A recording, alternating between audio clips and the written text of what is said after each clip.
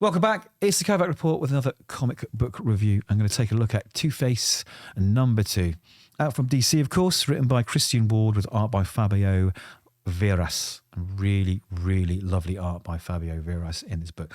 So the basic premise from issue 1 is that there is an underground criminal jurisdiction thing set up called the White Church, where if a villain or a criminal has an issue with another villain or criminal, they bring it to the court, and the court decides who's right, who's wrong, guilty or innocent, and then they wreak out their own retribution and punishment. So Harvey's right in the thick of it because obviously he's a lawyer, so he's doing his bit to work out the truth. Now, also in the last issue, we discovered that Harvey's bad side has been locked away in a mind prison, right? So the bad side is trying to work his way out, trying to escape, trying to regain control. But Harvey's got him under control. And the whole point of Harvey doing what he's doing now is that what he wants to do is he wants to regain the faith and the trust of Gotham and everyone else there. He wants to try and work from inside the criminal element to take down some of those criminals. So that's his plan.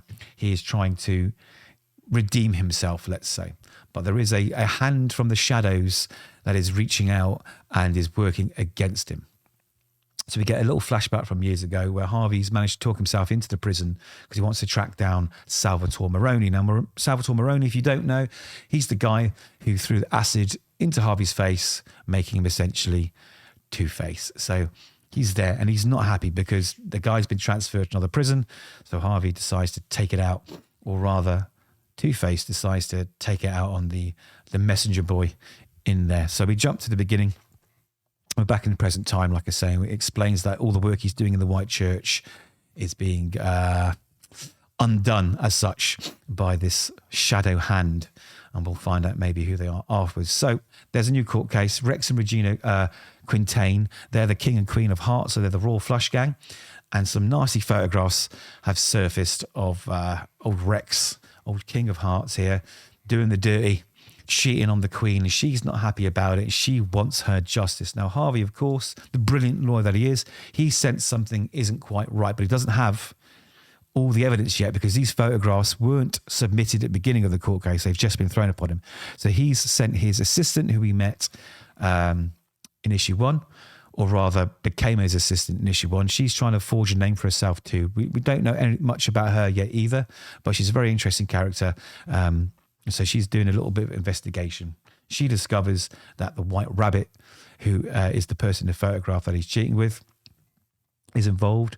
So she goes out to investigate what's going on. Now, meanwhile, we see inside Harvey's mind, inside that mind prison, which I think is brilliantly done. The way it's been done and structured and the colours, it's really, really clever. So Harvey's filled it with sort of memories from the past, from maybe people that they've hurt or people that he can use to keep his bad side locked up in his prison. But Two-Face is going to stay locked up for long, and he's working his way out of there.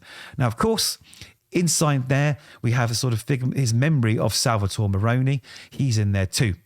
So, of course, those two are going to meet and have a little chat before we jump back to the White Church, and slowly we start discovering what's going on with this court case between the king and queen. Now, again, we jump back and forth. We learn a bit more about Two-Face trying to get out. And we have this really, it's so clever, actually. Your bad self meeting the person that made you. And even though the bad self is the result of what the person's done to you, he's almost like an ally because maybe you can use him to get out. He doesn't mind because he wouldn't be there without him. So there is this real interesting sort of concept that's bruised over here. But of course, Two-Face isn't just going to sit there unprotected. He's got a knife under there just ready to shank the guy in case anything goes down, which he does. He does do that. So in the mind, right, he's fighting the figment of the imagination to try and get out of there. We're in real time. Another one of the Royal Flush Gang has turned up to protect his father. So he's got these two battles, one in the real world and one going on in his mind. Now, Harvey's pretty badass and he does have protection there. So sure enough, the fight is over. And we are greeted by his little assistant turning out. She's got information. Anyway, it's revealed that actually it's a villain who wears different masks. False Face, I think, is his name.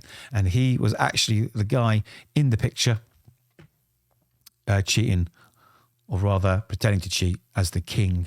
So before anything can happen, there's a puff of smoke. It looks like Batman has arrived. But again, it's just another figment of imagination, rather a construct created by False Face, wearing another mask or impersonating someone else, and the bad guys escape. So back to the mine prison. Salvatore Moroni's been shanked, and he gets back up against, hey, you want to do it again? Because he can't really die inside his mind, right? It's a memory. It's a figment of the imagination. So it's really weird, like he's going through this cyclic thing, being trapped in the mine prison. And it again, it's quite clever. And then at the end, we get a little reveal of who's in the Shadowhound, which is White Rabbit, Doubt, Jaina Hudson, and False Face. So really interesting. I wasn't sure if this concept was going to work, and I think it really has. I really enjoyed this book. I cannot wait to the next one. Thoroughly recommend it. And again, just to talk about the art again, I mean, look at the colours. What he does with the colours here to differentiate between real life and the mine prison is fantastic. The whole book, start to finish, an absolute must read. Those are my thoughts. Let me know yours, and hopefully we'll catch you in the next one.